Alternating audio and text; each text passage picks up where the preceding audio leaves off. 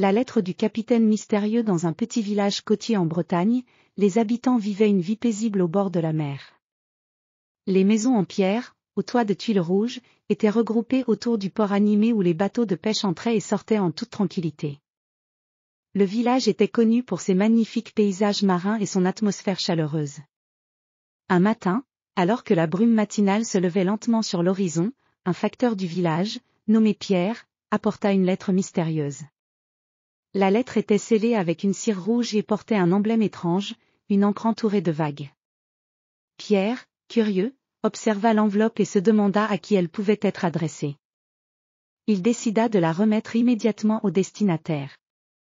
La lettre était adressée à Monsieur Antoine Lefebvre, un homme âgé et respecté dans le village. Antoine était un ancien marin qui avait navigué sur les mers du monde entier avant de se retirer dans son village natal. Sa maison, située au sommet d'une colline, offrait une vue imprenable sur l'océan. Il vivait seul avec son fidèle chien, Max.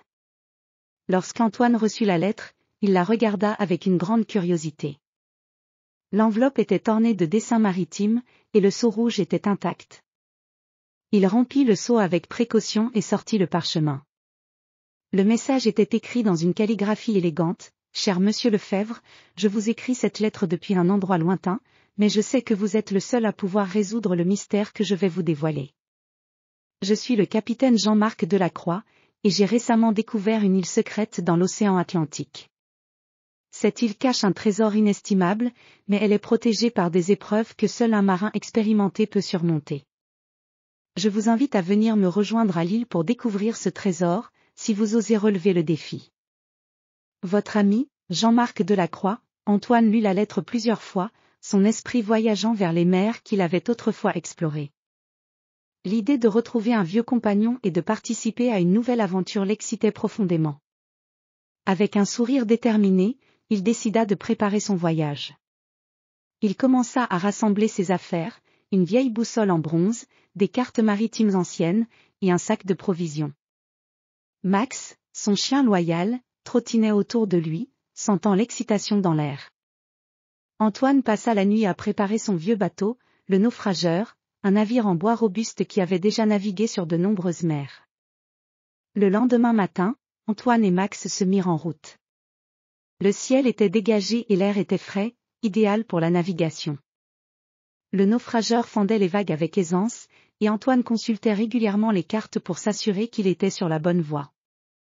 Après plusieurs jours en mer, Antoine arriva enfin près de l'île secrète décrite dans la lettre. L'île était entourée d'une brume légère qui se levait lentement, révélant une plage de sable doré et des collines verdoyantes. Antoine accosta et débarqua avec Max. Le lieu semblait désert, mais il était imprégné d'une aura mystérieuse. Antoine suivit un sentier sinueux qui menait à l'intérieur de l'île. La végétation était dense et exotique, avec des arbres aux feuilles brillantes et des fleurs aux couleurs vives. Après avoir marché pendant un certain temps, il arriva devant une vieille forteresse en ruine, cachée au milieu de la forêt. C'était là que le capitaine Jean-Marc Delacroix l'attendait. En entrant dans la forteresse, Antoine aperçut le capitaine Delacroix, un homme à la barbe grise et aux yeux pleins de sagesse. Jean-Marc l'accueillit chaleureusement et lui expliqua que le trésor était caché dans les profondeurs de l'île, protégé par des épreuves et des énigmes. Ils passèrent les jours suivants à explorer les ruines et à résoudre des énigmes anciennes. Antoine montra ses compétences de marin et sa connaissance des cartes, tandis que Jean-Marc lui expliquait les mystères de l'île. Ensemble, ils surmontèrent les défis, découvrant des passages secrets et des trésors cachés. Finalement, après une série d'épreuves, ils trouvèrent le trésor, un coffre rempli de pièces d'or et de bijoux précieux, mais aussi de vieux manuscrits racontant l'histoire de l'île. Antoine et Jean-Marc célébrèrent leur succès et se remémorèrent leurs aventures passées. Ils retournèrent ensuite à Montbrun avec le trésor et les manuscrits, accueillis en héros par les habitants du village.